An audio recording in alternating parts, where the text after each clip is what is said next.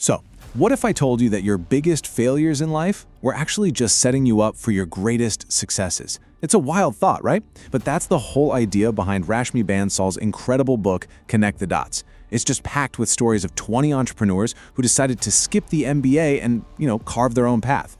We're going to dive in and see what we can learn from their totally unconventional journeys. The whole book is really built around this one powerful idea from Steve Jobs. You can only connect the dots looking backwards. It's all about having faith, trusting that every single twist, every turn, every seemingly random thing that happens to you is actually part of a bigger picture that you just can't see yet. This one concept, honestly, it's the foundation for every story we're about to explore.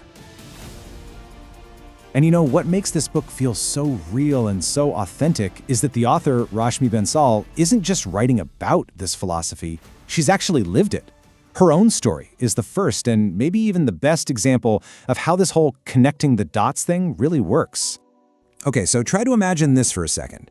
At 17 years old, after being a top student her entire life, she gets hit with this wall of rejections from all her dream universities in the US. In her own words, she was absolutely crushed. It's that moment we all dread, where the future you so carefully planned just evaporates. But that rejection, it ended up forcing her onto a completely different path. She ended up at Sophia College in India. And that detour turned out to be the best years of her life. She went from being a self-described nerd to this confident, independent person, getting involved in everything from the college magazine to writing for major newspapers. It was definitely not the plan, but it turned out to be one of the most important dots in her story. And this is where it all comes full circle.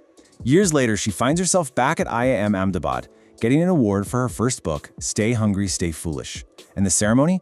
It was in the exact same classroom where she'd so often felt lost and questioned her path. And in that moment, bam, everything just clicked. Looking back, she could finally see how all those disconnected dots had formed a perfect line.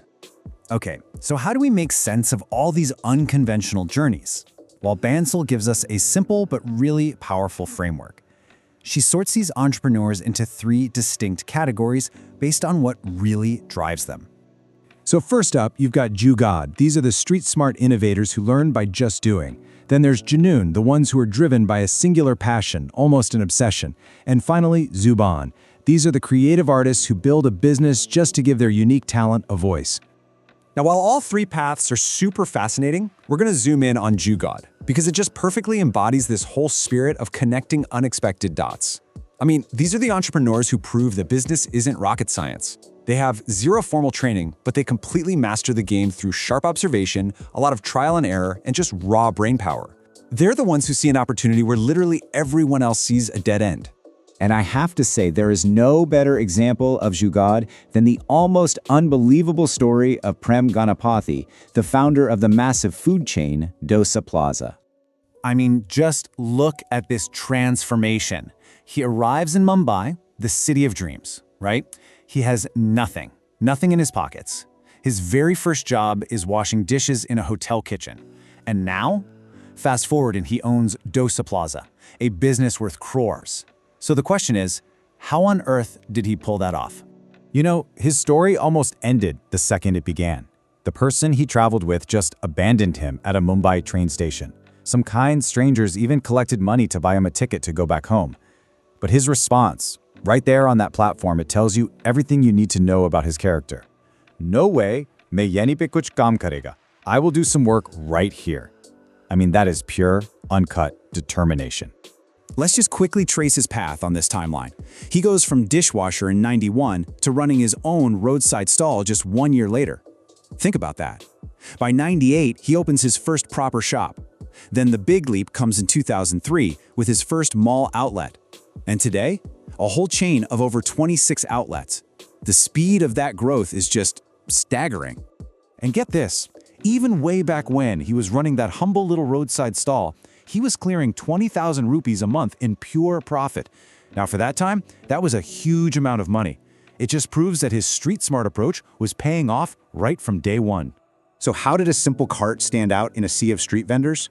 Well, he obsessed over the details. While other guys were casual, he was all about hygiene.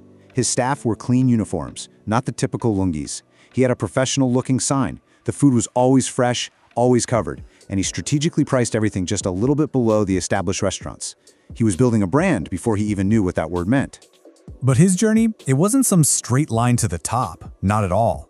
He was eager to expand, so he opened a Chinese food stall right next to his dosa stand, and he called it Chinese Plaza. It was a complete and total disaster. He didn't know the cuisine, the location was all wrong, and he had to shut it down within 3 months, losing a big chunk of his savings. But here's where the genius of Jugad really shines. Instead of just writing it off as a total loss, he looked at his leftover Chinese sauces and ingredients and started to experiment. He thought, what if I put them inside a dosa? And that failure, that disaster, gave birth to his most famous creations, the Szechuan dosa, the Manchurian dosa. He literally turned a financial catastrophe into his signature innovation. Wow. As his business got bigger, he started looking for inspiration beyond just the streets of Mumbai, and his role model became McDonald's. Yep.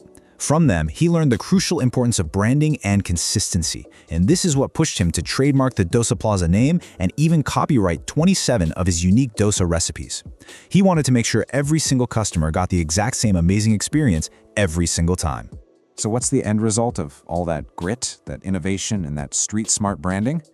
An annual turnover of over 5 crore rupees. Just an astronomical figure, all because one young man decided, you know what, I'm not getting back on that train.